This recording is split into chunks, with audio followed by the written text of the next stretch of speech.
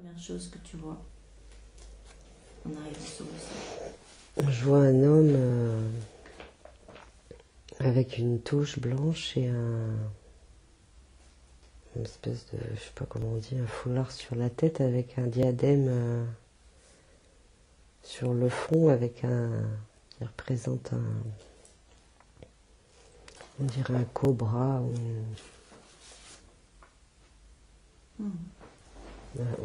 c'est ouais, un serpent. Avec une petite barbe toute pointue.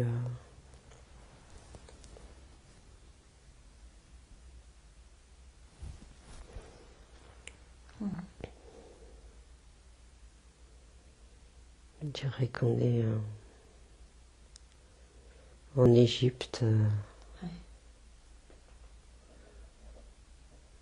temps des pharaons. Et il a dans les mains, il a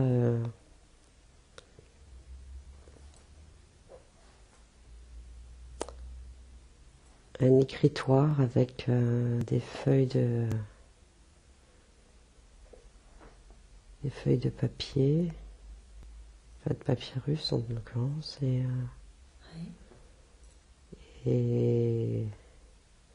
une boîte avec dedans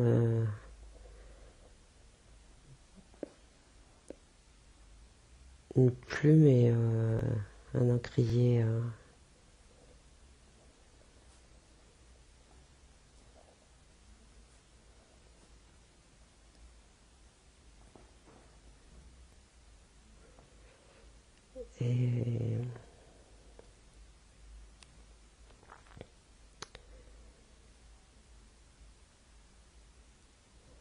Et en fait, il est avec, je pense, le pharaon.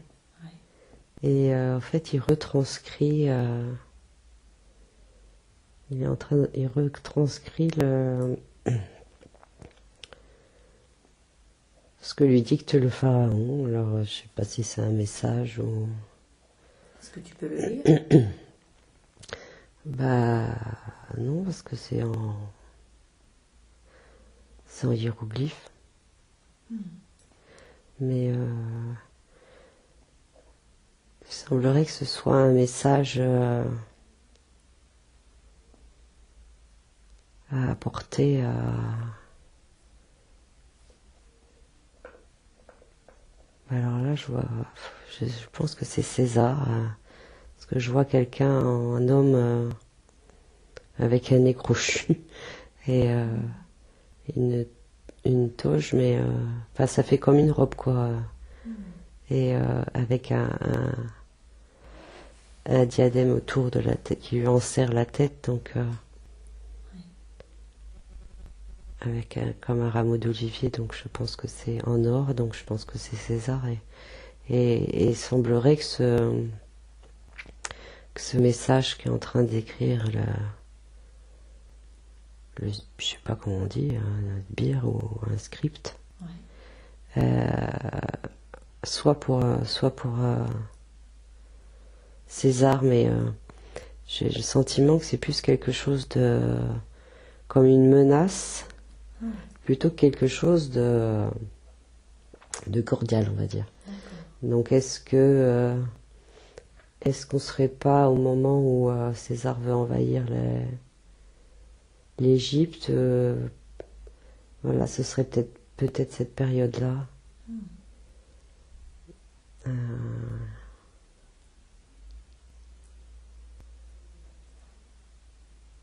Mais ouais, c'est drôle parce qu'en fait c'est écrit en hiéroglyphe et en dessous c'est écrit en romain.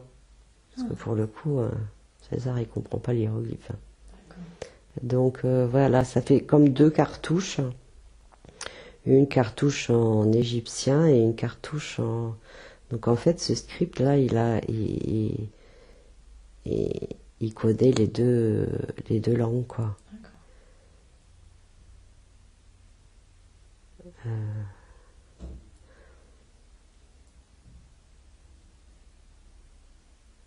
Et toi, qu'est-ce que tu es? Bah, je suis le scribe. Ah, ok. C'est moi qui écris le...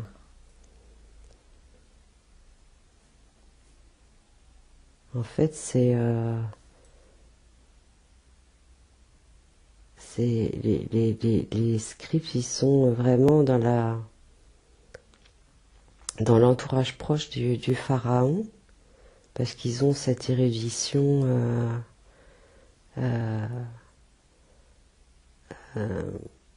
voilà, ils savent... En fait, ils savent sur plein de domaines, sur l'astronomie, sur l'écriture, sur les mathématiques. En fait, c'est le savoir de... Donc en fait, ils sont très protégés par le pharaon parce que c'est eux qui détiennent le... En fait, c'est eux qui détiennent le savoir, quoi. D'accord. Et donc c'est une caste qui est très protégée. C'est eux qui ont les secrets. Enfin, c'est comme si c'était c'était eux qui avaient les secrets du monde, quoi. Ils ont les secrets de l'univers. Et mais voilà, donc c'est un script, mais il semble avoir enfin un rang élevé dans les scripts. C'est pas juste un script qui retranscrit. Il est aussi il est aussi le conseiller du pharaon. Donc sinon ils auraient envoyé un simple script. Mais là non, parce qu'il est aussi voilà, le conseiller, un peu comme le sage qui conseille le pharaon sur bien choisir les mots. Et parce qu'en fait ce message, c'est une menace, mais en même temps c'est pas une déclaration de guerre. Justement, ils veulent éviter la guerre et l'invasion des Romains, mais donc voilà, donc faut trouver les mots pour que ce soit diplomatique, quoi. D'accord. Donc il a aussi ce rôle-là de formuler les paroles du pharaon de façon diplomatique et pour éviter le conflit et l'invasion des Romains, quoi. D'accord.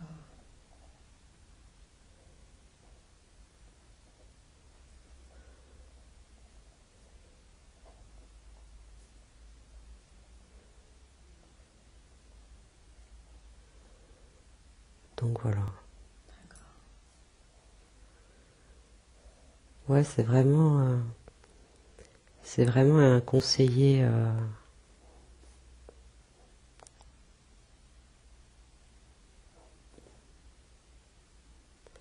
Il est pas vieux,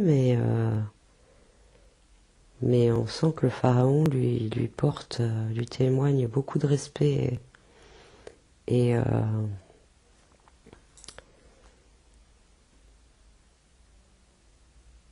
qu'il a une confiance, voilà, dans les mots qu'il va trouver pour envoyer ce message.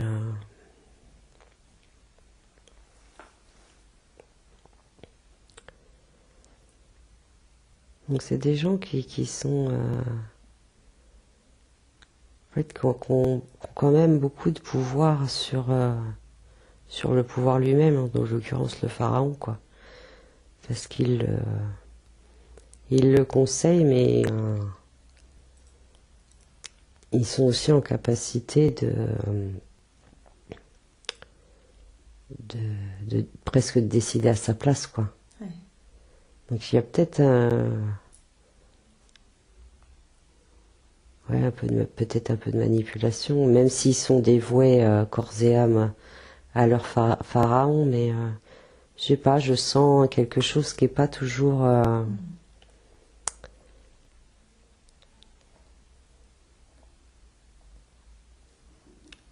qui est pas toujours bienveillant, qui est pas toujours... comme s'il y avait un peu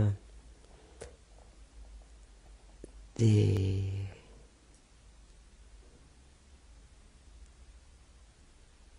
des envies de soulèvement et qui fomentaient derrière le dos, un peu comme un... ouais, voilà, c'est des gens qui sont dans l'ombre et qui sont capables de du pire comme du meilleur, quoi.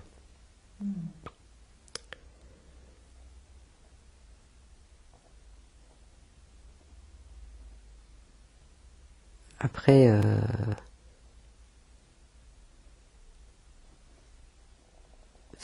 c'est pas c'est pas c'est pas pour leur bien-être à eux, mais plus pour le bien-être de, de, de l'humanité, mais on sent qu'il y a quand même derrière un côté un peu noir, quoi. Qui n'est pas forcément le cas ici, hein, mais voilà, il y a quand même des envies que des choses se passent pas forcément comme le pharaon a décidé que ça se passe, et que sous le manteau, voilà, ils essayent de faire bouger les choses et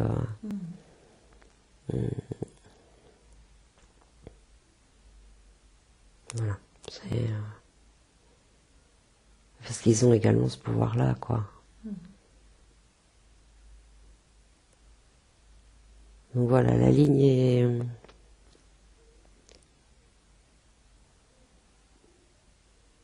peut vite basculer de l'autre côté, quoi. Ce qui n'est pas le cas là, mais il y a cette sensation-là que si le... Bon voilà, là ils sont quand même... il est voué à la cause du pharaon, mais on sent quelque part que bah, la bascule, elle peut être vraiment... on peut basculer de l'autre côté, voilà, très facilement, quoi. Donc il y a une espèce de point d'équilibre à avoir, et d'être conscient que on a le pouvoir aussi voilà, de changer les choses de façon radicalement différente, quoi. Ouais. C'est le... Voilà, il est dans le conseil, le pharaon le considère... voilà, il a une très haute estime de lui, et il lui fait confiance, mais il y a la possibilité d'un renversement, quoi. C'est dans la nature humaine, mais voilà, faut être conscient que on peut aussi basculer dans le pouvoir peut rendre bon comme peut rendre mauvais, parce que là c'est quand même des gens, même si c'est des gens de l'ombre, ils ont quand même un vrai pouvoir, et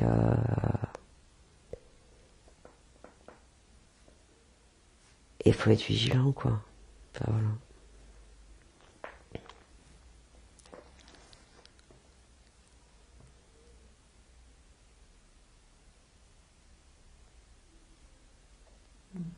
En fait, le pouvoir, cette notion de pouvoir, ça pervertit les hommes, quoi, parce que souvent, là, par exemple, c'est César qui veut conquérir l'Égypte, donc le pouvoir fait que cette envie de puissance, cette envie de régner sur un continent plus grand que le sien, ça amène les hommes à faire des choses épouvantables, à faire la guerre, à tuer, et le pouvoir, il est très souvent source de malheur plutôt que de bonheur, quoi. alors qu'il pourrait l'être. Hein. On pourrait, en étant puissant, rendre sa population heureuse mais voilà. Donc dans cette notion de pouvoir, il y a quand même une notion de, de côté sombre, quoi. Et souvent le pouvoir rend fou, quoi. Et plus l'homme a de pouvoir, et plus il en a envie, et c'est toujours au détriment d'autres hommes, quoi.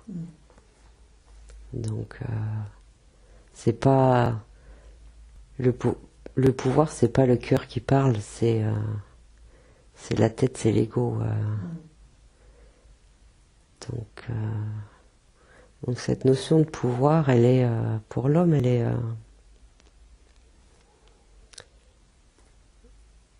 est souvent source de malheur, quoi. En tout cas, de choses négatives.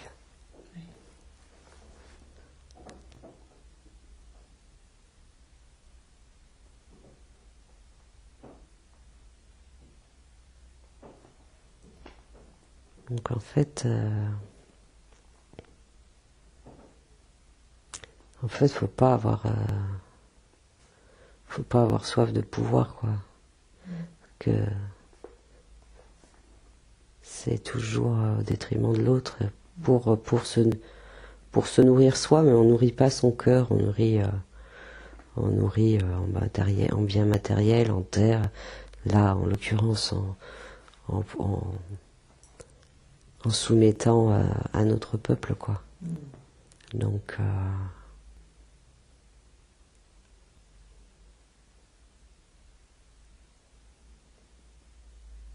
le pouvoir, c'est aussi ce qui peut nous détruire, quoi.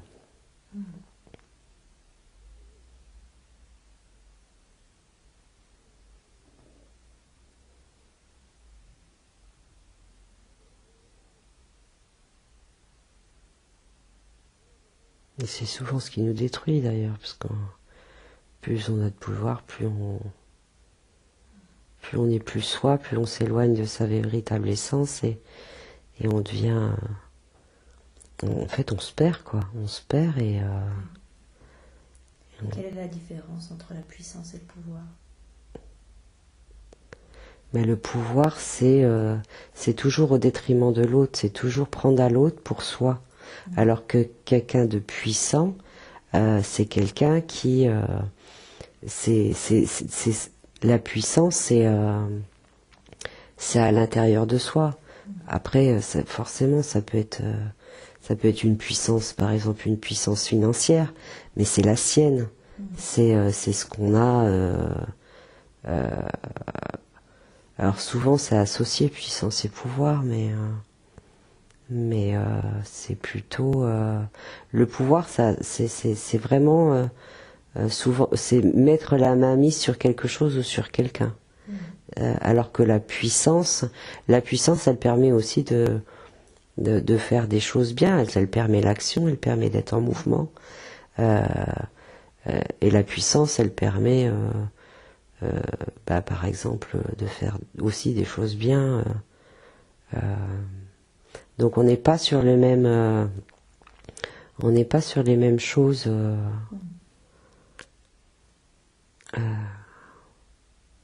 La puissance, c'est vrai. Le pouvoir, c'est vraiment quelque chose qu'on prend à quelqu'un ou à quelque chose pour soi, et là, c'est vraiment c'est très égotique, quoi. Alors que la puissance, elle peut être à l'intérieur de nous. C'est le rayonnement. Voilà, la puissance, elle a une autre définition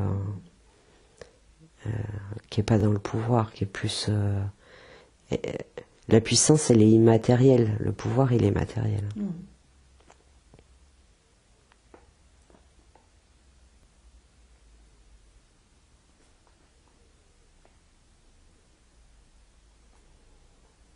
Donc voilà, faudrait...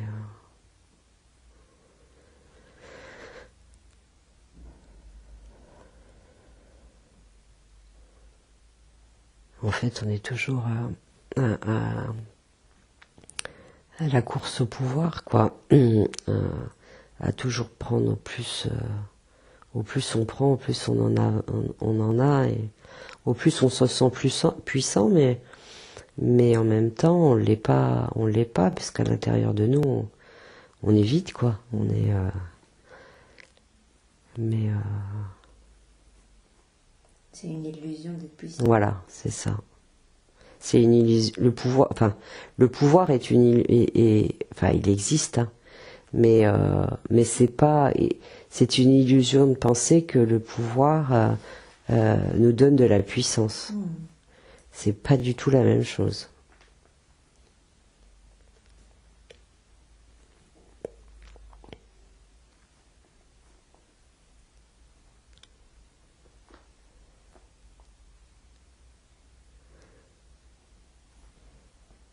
Et c'est ça, c'est qu'en fait, les hommes sont dans l'illusion de penser que plus on a de pouvoir, plus on devient puissant, plus on est quelqu'un d'important, plus. Mais en fin de compte, c'est vraiment pas le bon chemin, quoi. C'est complètement illusoire et destructeur en plus. Et en fait, il faut aller chercher. Si on cherche la puissance à l'intérieur de nous, on n'a pas besoin de prendre le pouvoir sur l'autre, parce qu'on se suffit à soi-même. On n'a pas besoin d'avoir envie d'avoir une grosse voiture, un plus beau château, une plus grosse entreprise. Enfin voilà quoi.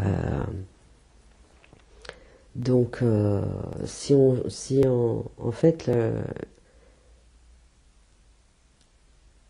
il faudrait que les humains, les hommes se concentrent sur leur puissance, cultivent leur puissance intérieure pour qu'on n'ait plus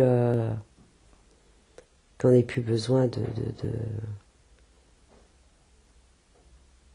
d'avoir de pouvoir sur l'autre, quoi. Ouais. Mais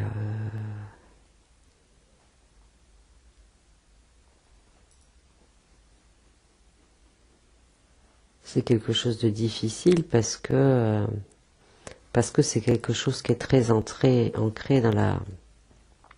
dans l'inconscient collectif. Ça date de millions et de millions d'années, hein.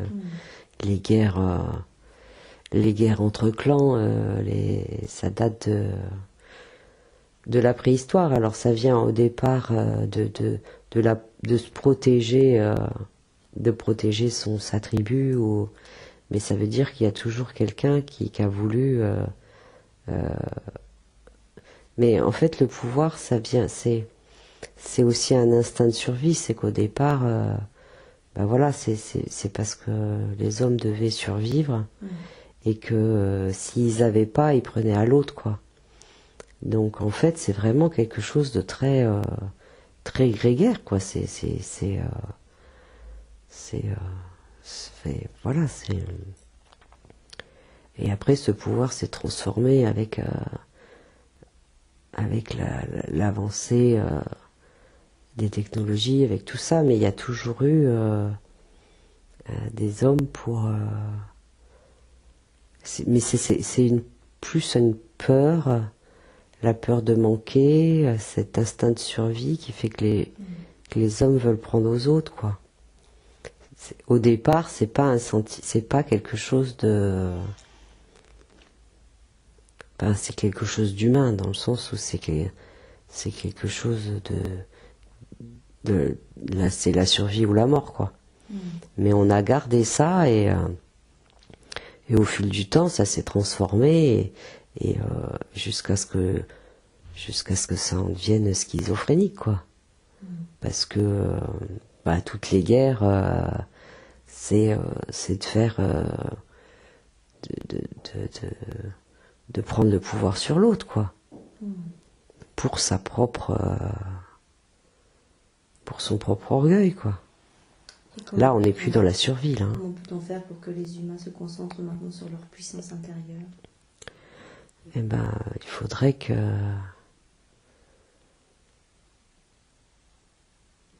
il faudrait qu'ils ouvrent leur cœur déjà. Il faudrait qu'on soit plus dans notre intériorité, à cultiver notre amour pour soi. Et une fois qu'on a cet amour pour soi, on n'a plus d'envie, plus de besoin de prendre à l'autre, puisqu'on est nourri par soi-même.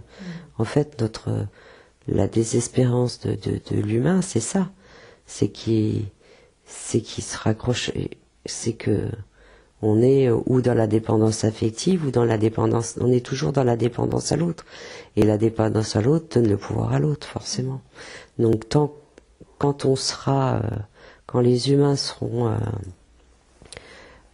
voilà, quand on sera en capacité de se nourrir soi-même, il y aura plus besoin de pouvoir sur les autres, puisqu'on se suffira à soi-même. Et l'autre deviendra un compagnon et pas un adversaire. Donc c'est ça, c'est retrouver cette connexion à soi, à son soi vraiment supérieur, quoi. Et parce qu'on se perd, quoi.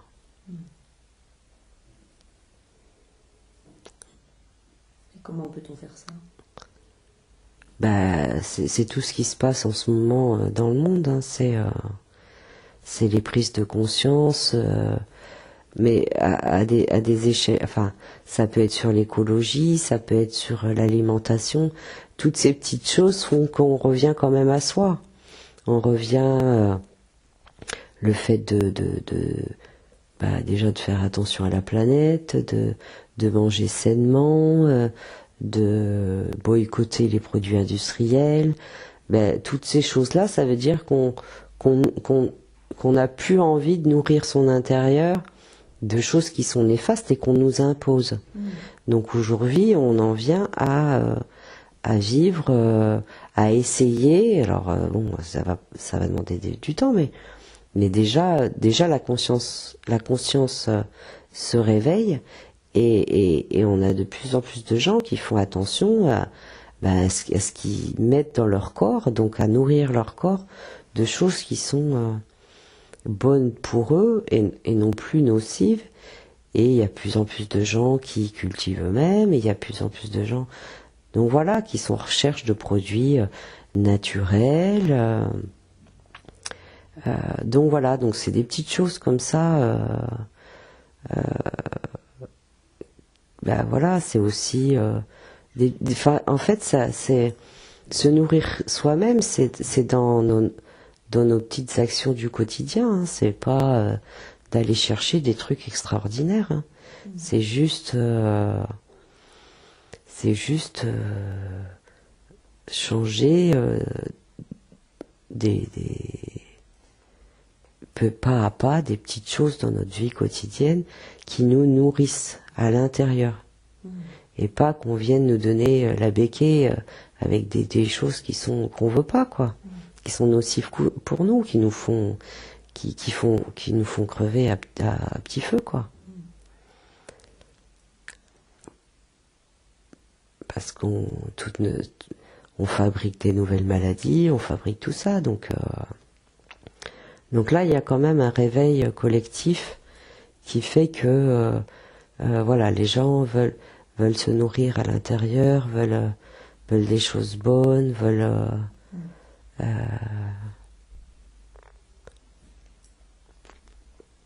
prennent soin d'eux, prennent soin des autres aussi. On voit, il y a plein de choses aussi pour se nourrir soi-même. On peut aussi prendre soin de l'autre sans prendre le pouvoir sur lui, mais voilà, c'est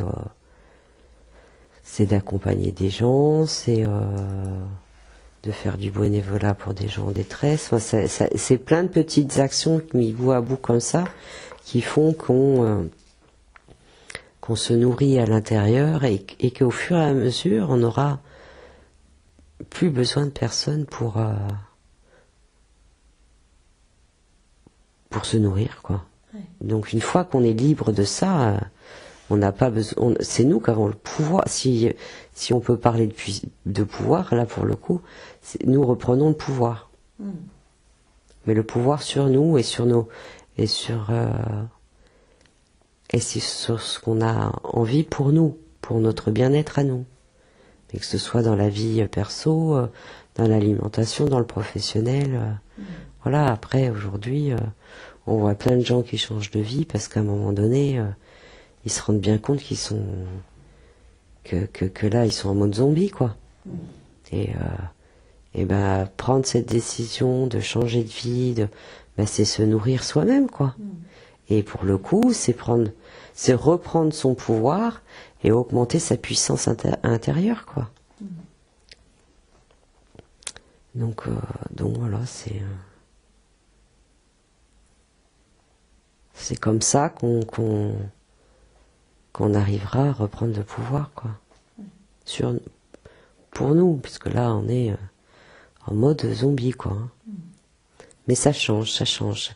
Les choses bougent, hein.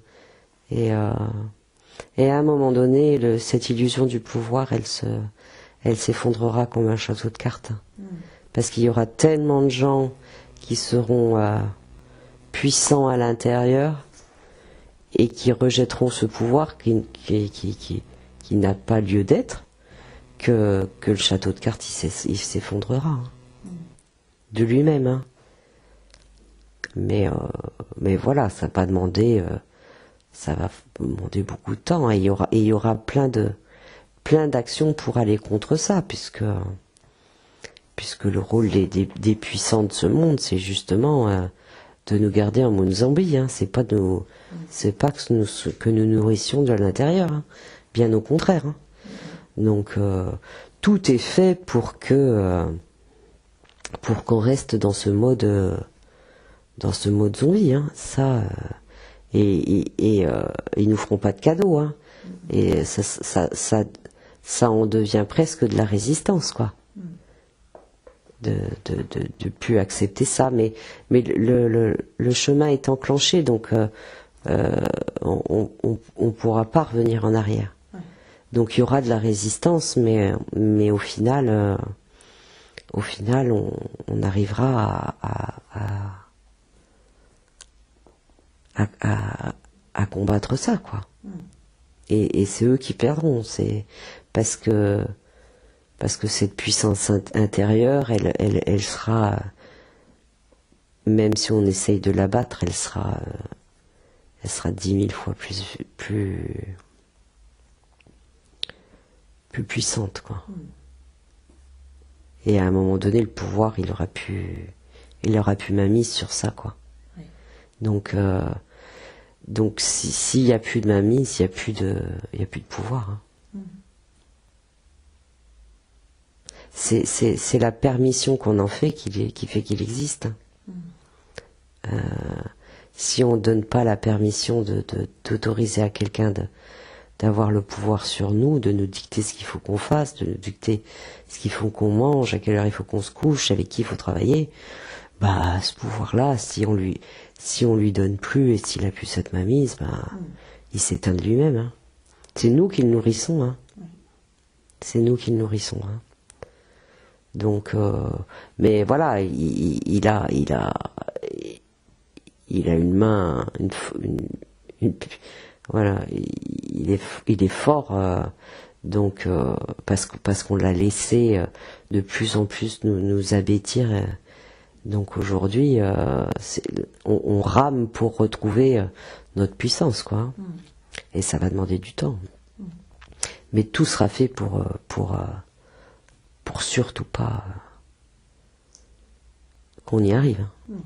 Mais c'est comme si on rentrait en résistance, quoi. À un moment donné, on voit aujourd'hui que les gens disent stop, là, ça suffit, quoi. Stop. Donc, et ça va se multiplier. Et ça se multiplie, mais dans l'ombre. Et là, c'est pas, pour le coup, c'est pas malsain. C'est le pouvoir pense que c'est malsain, parce que pour le coup, pour lui, c'est pas c'est pas quelque chose qui doit se multiplier, puisque c'est sa mise à mort annoncée. Mais en fait, voilà, ça se fait en coulisses et jusqu'au moment où les coulisses, il n'y aura plus de place et qu'on ira dans la lumière et là le pouvoir s'effondrera comme un château de cartes. Donc voilà, donc on est aujourd'hui on est en résistance, mais on se nourrit à l'intérieur et on devient de plus en plus puissant de nous, quoi. Donc c'est plutôt positif, quoi.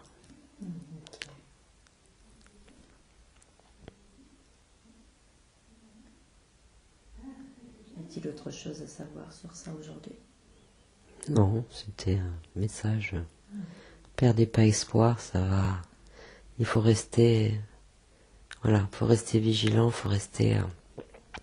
C'est vraiment, aussi, c'est vraiment aussi une. Et en fait, il faut pas être en lutte contre le pouvoir, parce que s'opposer, c'est le renforcer. Mais faut faire semblant et en douce, en coulisses, se renforcer, se nourrir soi-même, augmenter, cultiver sa puissance et après c'est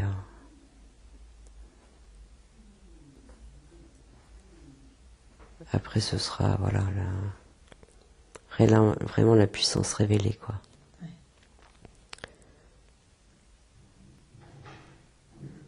C'est vraiment comme si on construisait les fondations aujourd'hui, quoi.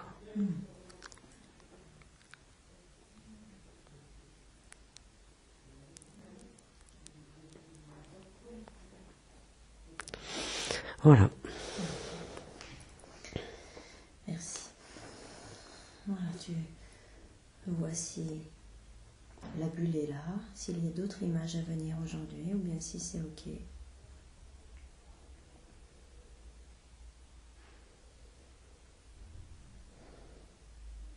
C'est ok.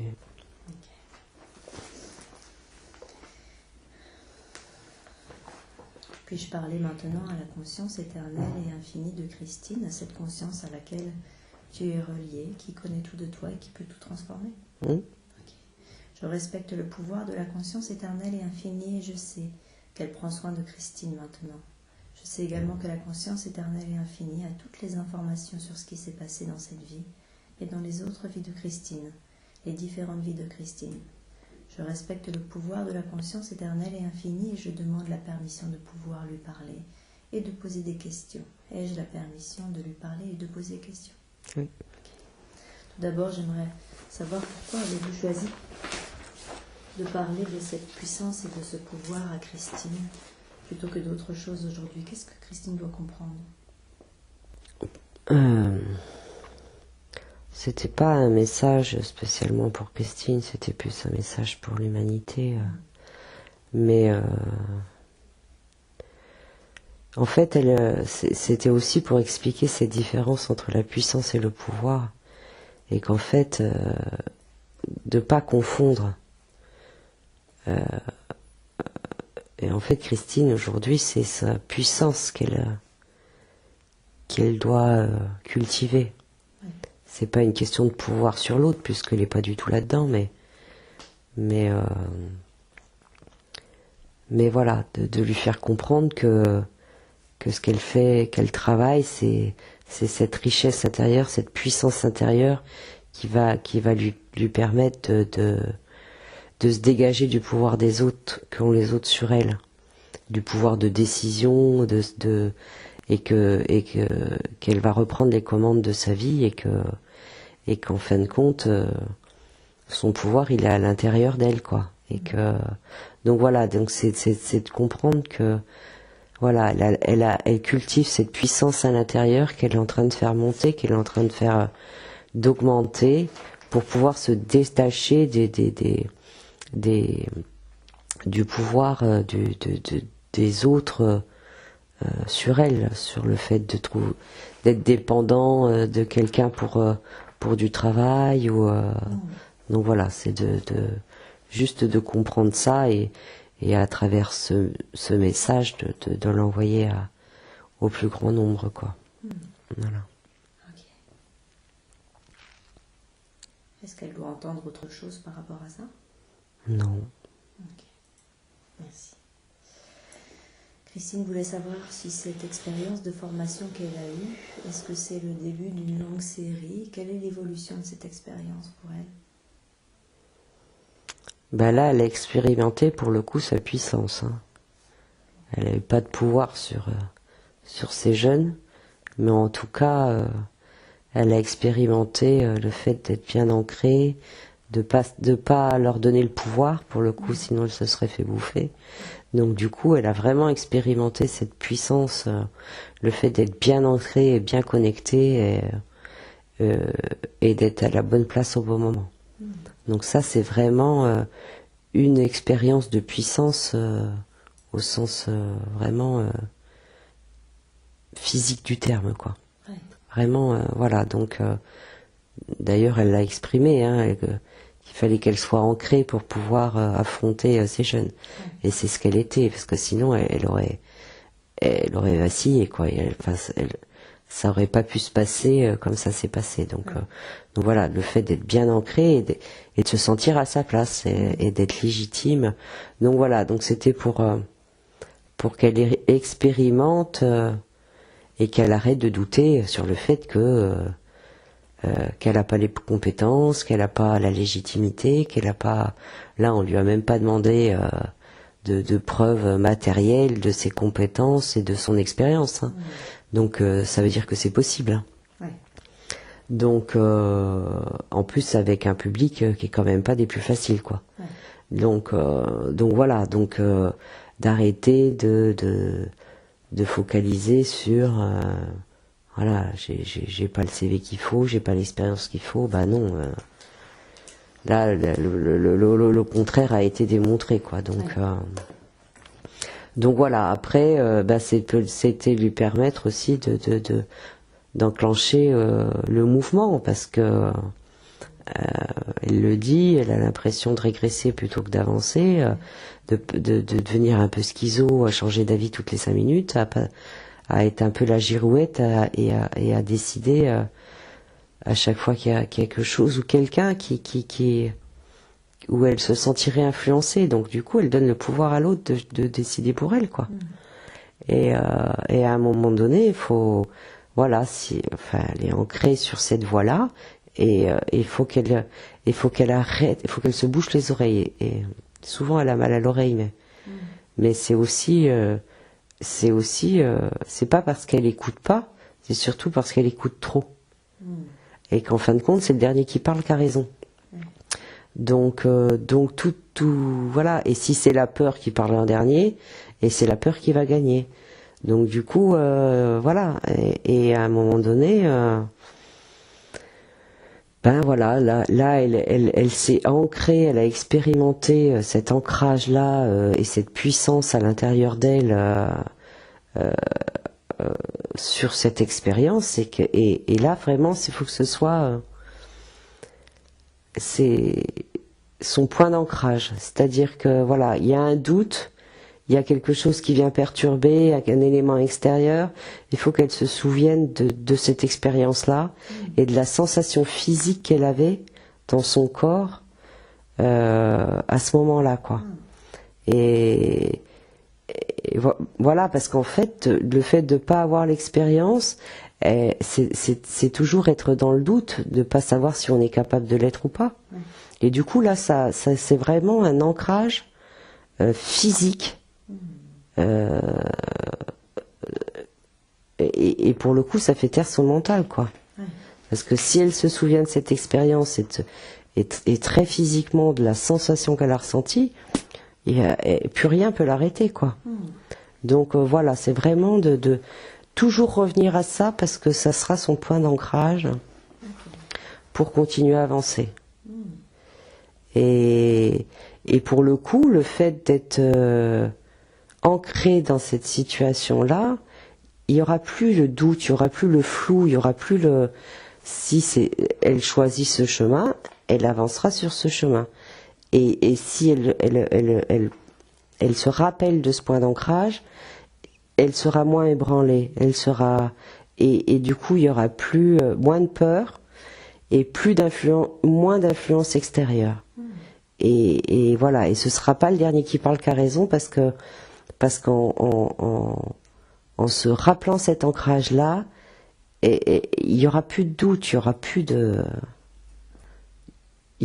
flou. Voilà. Donc voilà, c'est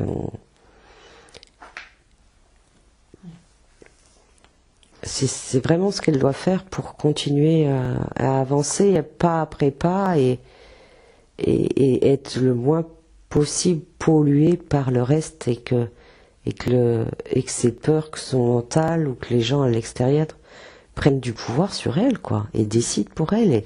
Et du coup, elle se retrouvait complètement ballottée d'un côté, de l'autre. Et oui, forcément, en reculant ou en allant sur le côté pour chercher d'autres façons de marcher, on n'avance pas, puis on risque de s'y perdre aussi. Hein. Oui.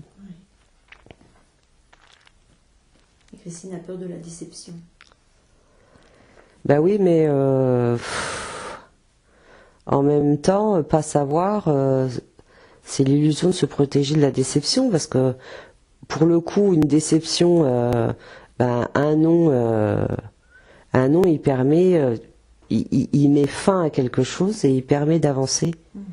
Alors que le fait dans l'illusion de penser qu'on va être dessus, ou pas d'ailleurs, et du coup, on n'avance pas.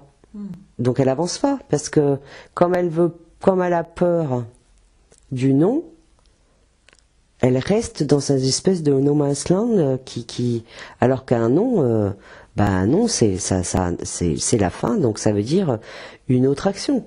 Là, elle est dans la non-action. Qu'est-ce qu'elle doit faire alors? Agir. Hein. Il faut dépasser cette peur du non, quoi. Et c'est vraiment, se faire un peu violence pour dépasser ça, mais et pour se rendre compte qu'en fin de compte c'est complètement illusoire. Et puis ça se trouve ce sera même pas non, quoi. Et là ça voudra dire t'as perdu un an, t'aurais fait avant, oui si et si, voilà. C'est pas la peine de se flageller avec des si j'avais su, j'aurais pas venu. Donc voilà, c'est d'affronter cette peur du non qui est complètement illusoire. C'est pas parce qu'on nous dit non qu'on est que ça remet en cause notre intégrité et ce qu'on est, quoi. Et c'est souvent ça. Ça remet pas en cause les compétences et ce qu'on est. Ça remet c'est juste un non là aujourd'hui à l'instant T. Pas de besoin, pas de machin, voilà, c'est tout, quoi. Ça n'a rien à voir avec ce qu'on est ou avec ce qu'on fait. Ça remet pas en cause les formations qu'elle propose. C'est juste que c'est pas la bonne personne, c'est pas le bon moment, c'est pas le bon endroit, point barre, quoi. Et vraiment, voilà, faut oui, faut se donner la permission de dire ok, d'habitude je fais ça, mais là exceptionnellement je vais faire autre chose, quoi. Juste pour cet instant-là. Et puis se rendre compte après que c'était tellement facile et qu'on est toujours vivant, quoi. Donc voilà, donc de toute façon il faut vraiment dépasser ça, quoi. Parce que sinon on n'avance pas, on n'avance pas et on est ballotté. C'est que ce soit un non, que ce soit un oui, ça engendrera une action. Si on reste dans le flou, dans le je sais pas, on n'avance pas. On reste statique et on reste là où on est. En se bouffant le foie parce que on n'avance pas. Oui, c'est normal. Hein. Okay. Parfait. Est-ce qu'elle doit entendre autre chose par rapport à cette formation avec ses ados? C'est une expérience. elle la refera pas. Elle la fera peut-être autrement, elle la fera peut-être avec d'autres gens. Mais c'est le début, c'est le commencement, quoi. Il y avait besoin vraiment de cette expérience et de cet ancrage pour se sentir légitime et compétente, quoi. Donc c'est le début de quelque chose les choses vont arriver, les choses vont se faire. Combien de temps? De toute façon, la nouvelle année sera, voilà. Elle a déjà bien fait le bilan des choses qu'elle avait fait et pas faites. Donc des erreurs d'aiguillage qu'elle avait fait, de par des peurs, de par des choses illusoires. Donc la nouvelle année sera sur d'autres auspices parce que elle va apprendre de ses leçons et elle va faire autrement. Elle va faire d'autres essais, elle va faire et de toute façon le fait de dépasser ses peurs, de dépasser les obstacles fait qu'on est toujours dans l'action. Donc et plus on est dans l'action et plus les choses vont s'ouvrir. Et elle va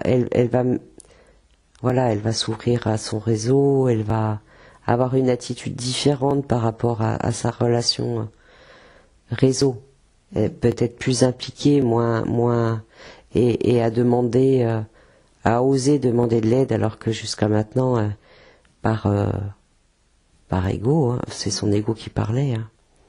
Parce qu'elle a été élevée comme ça, parce que c'est les injonctions familiales, on ne demande rien à personne, on se démerde, quoi. Et voilà, donc aujourd'hui, de demander de l'aide, de travailler avec d'autres gens, voilà, il y a des choses qui vont se mettre en place, et là, 2018, ça va être vraiment le lancement de son activité, quoi.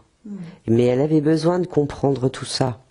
Parce que tout ça, c'était des anciens schémas, c'était des fausses croyances, c'était des limites qu'elle se mettait. Et voilà. Et le fait d'avoir bien mangé, d'avoir essayé de contourner les obstacles pour pas avoir à affronter le non. Elle a vu que ça marchait pas, donc à un moment donné, il n'y a pas le choix. Hein, pour passer l'obstacle, faut contourner, ça marche pas, faut sauter, quoi. Hein. Il y a pas d'autre solution, quoi. Et là, voilà, ça demande du courage, là. Ça demande du courage, et cet ancrage-là, ça va lui donner ce courage-là.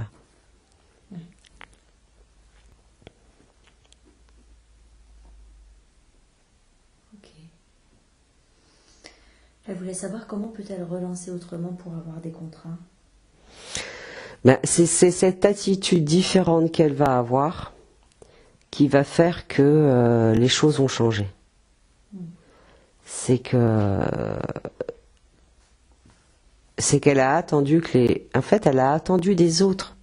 Elle a été dans l'attente que les gens la rappellent, parce qu'elle avait proposé mais non, ça marche pas comme ça, quoi. Et donc elle a donné le pouvoir aux autres, quoi. Et le pouvoir des autres sur elle, ça n'a été que lui donner le sentiment, des sentiments négatifs, puisqu'il l'appelait pas, qu'elle n'était pas compétente, qu'ils n'avaient pas les besoins d'elle, que machin. Donc ça n'a fait que renforcer une mauvaise estime de soi et rabaisser sa confiance. Alors que là, le fait de changer vraiment de vision et de point de vue, de positionnement, fait que là, c'est elle qui prend son pouvoir en main. Et de fait de les appeler en leur disant, bon voilà, moi je vous ai proposé ça il y a 1 an, bon, j'ai fait d'autres choses, enfin, voilà, maintenant, où vous en êtes, qu'est-ce que vous voulez faire, ça change d'attitude. Et là, pour le coup, on est plus du tout sur le même relation, quoi. Et là, ça va changer les choses. Alors ça va être oui, ça va être non. Ça va peut-être non, pas tout de suite. Et puis ça va être oui dans 6 mois. Donc voilà. Mais le fait de pas de se positionner et de dire bon maintenant c'est quoi votre décision, c'est plus de leur remettre le pouvoir. Voilà. Hein. C'est que maintenant eux ils se positionnent quoi. Hein.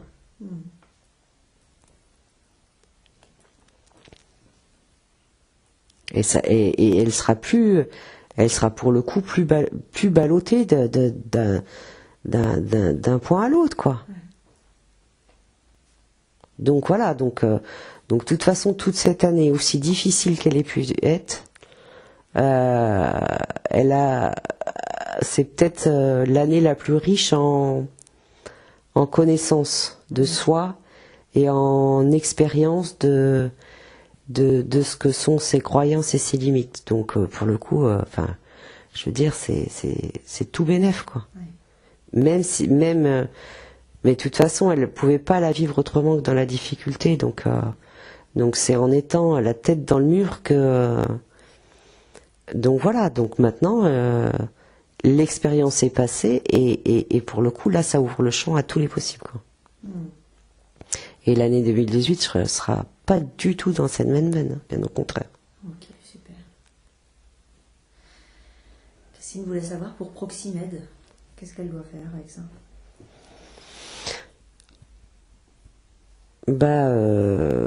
Bon déjà, voilà, si cette personne l'a contactée, c'est qu'elle est en capacité de le faire. Après, ça va demander un investissement financier qu'elle n'a pas aujourd'hui, donc elle peut appeler pour avoir des renseignements, hein, savoir de quoi il leur tient, parce que pour le coup, elle n'a pas d'infos. Donc il n'y a que ce qu'elle peut en penser il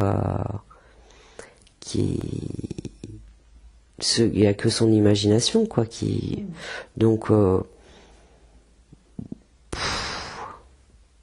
appeler par curiosité, oui, appeler mais c'est pas, en tout cas là dans l'immédiat, c'est pas ça c'est pas cette voie-là en tout cas. Ce serait beaucoup de responsabilité, d'engagement. Pas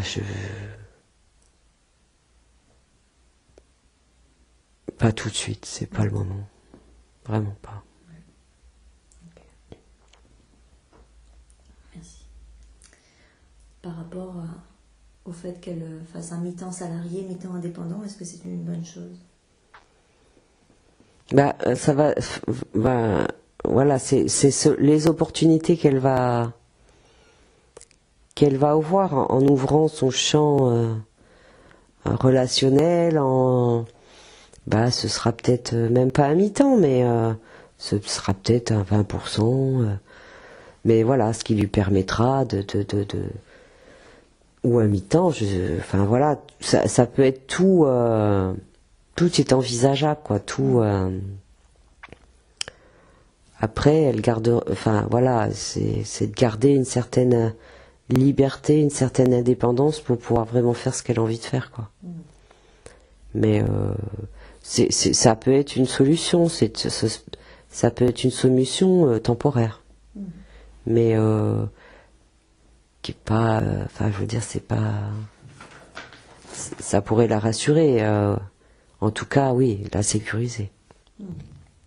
Même si ce ne sera pas suffisant pour qu'elle puisse vivre correctement. Mais bon, c'est selon les opportunités. C'est pas quelque chose qu'elle doit chercher désespérément. C'est quelque chose qui viendra à elle ou pas. Mais c'est pas la peine qu'elle fasse la recherche elle de son propre gré, parce que déjà trouver un mi-temps c'est pas toujours facile, mais c'est quelque chose, si ça doit se faire, c'est quelque chose qui viendra à elle très naturellement. Okay.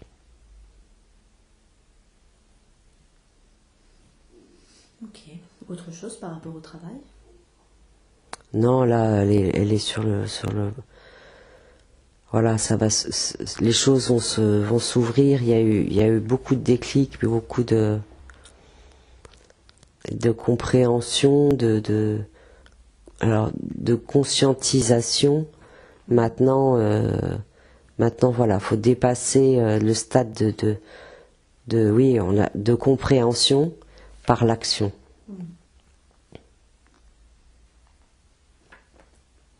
Voilà, faut arrêter d'être dans le mental. Même oui, on a compris, ok, mais maintenant, voilà, je saute quoi. J'y vais et je verrai bien que je vais pas m'écraser comme une grosse patate en bas quoi. Ouais. Mais il y a que l'expérience qui peut lui montrer, et c'est ce qu'elle a expérimenté là.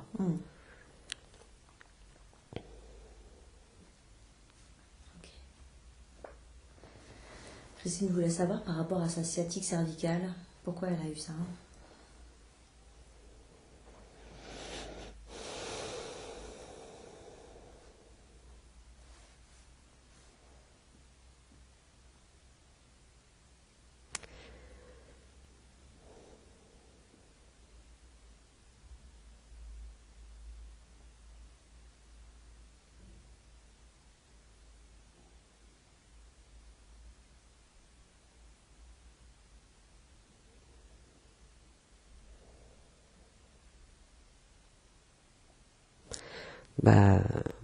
Son mal au doigt,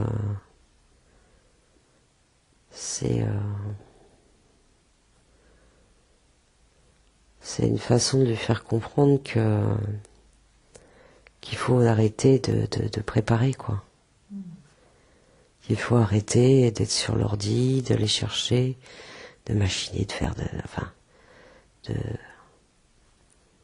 parce qu'elle est prête quoi. Donc à un moment donné, en plus c'est sa main droite, donc c'est pour lui montrer que déjà ça lui donne mal à la tête, donc c'est aussi de dire ton mental fonctionne trop, ouais. Arrête, et puis arrête de préparer quoi. Alors c'est sûr c'est joli, hein, mais c'est sur le terrain que ça se passe quoi. Ouais. Donc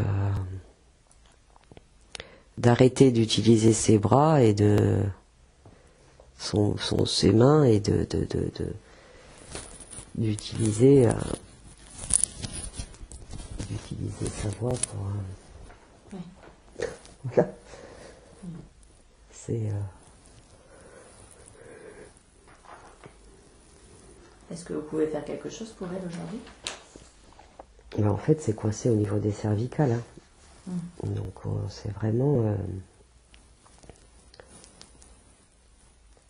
Donc, ça descend tout le bras jusqu'au doigt. Et en plus, c'est le doigt qu'elle utilise le plus souvent. Hein. Mais c'est pour, à un moment donné, la faire arrêter, quoi. Oui. Donc, c'est juste essayer de lui débloquer le nerf coincé dans la cervicale. Et, est-ce que vous pouvez le faire maintenant? J'essaye, mais...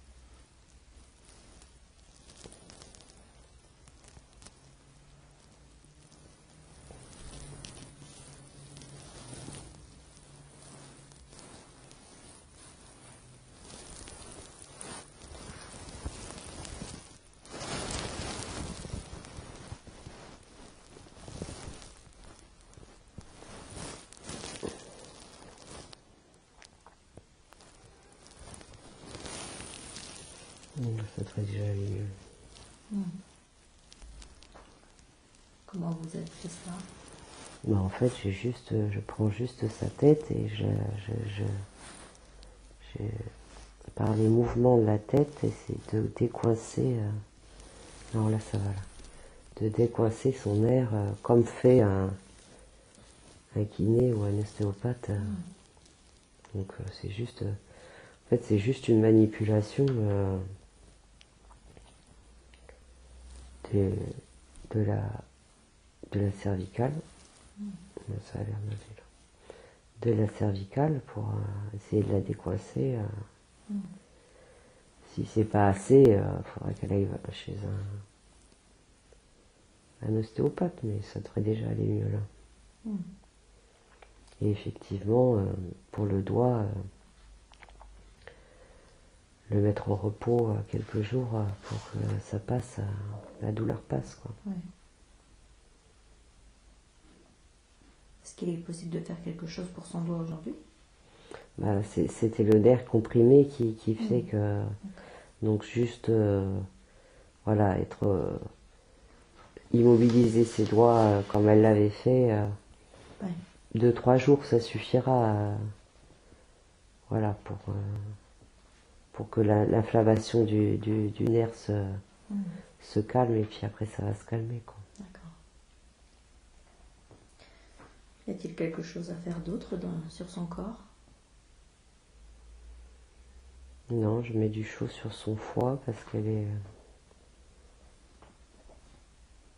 Est-ce que c'est bien cette détox qu'elle a fait? Oui, mais bon, comme elle a... La semaine qui a suivi, eu du monde et a bu de l'alcool et mangé plus que d'habitude, bah, pour le coup, ça a complètement déréglé son foie, quoi. Est-ce qu'elle devra Donc, le refaire? ouais, mais après les fêtes, quoi. Est-ce que ce protocole est bien? Bah, en tout cas, il nettoie bien et il est efficace, donc ça permet d'enlever pas tout, mais déjà une bonne partie des caillots qui sont dans le foie, la vésicule biliaire et qui sont stockés et qui peuvent faire mal. Hein. Bah, de toute façon, quand elle avait eu ses reins, ça faisait partie de ça aussi. Hein. Donc c'est bien de faire ça, même 2 fois par an, de faire ce protocole pour nettoyer vraiment. Ça régénère, et ça purge. Mais bon, après, voilà, après ça, faut rester quelques semaines avec une alimentation plutôt simple et saine. Et bon, si vous avez prévu des rencontres entre amis ou familiales, faut peut-être mieux décaler, quoi. D'accord. Parce que là, pour le coup, bah, son foie était bien détoxifié et il s'est pris... il n'a pas compris ce qui lui arrivait, là. Il s'est pris une décharge d'alcool et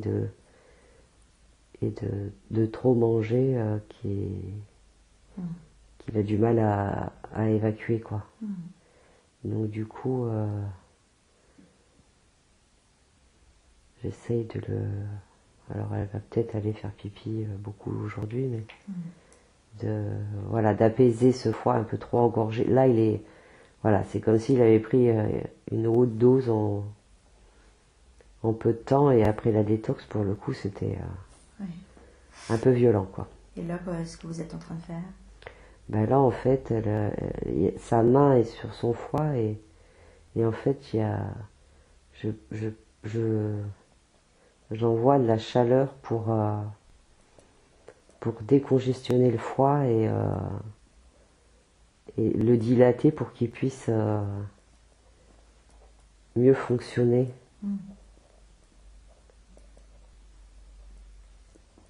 Et qu'il puisse faire son office, quoi. Donc en fait, il faudrait qu'elle boive beaucoup d'eau aujourd'hui pour pouvoir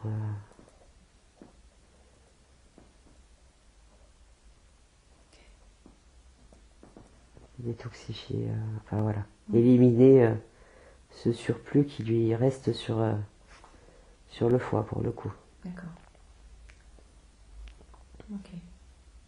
Y a-t-il autre chose pour Christine aujourd'hui? Non.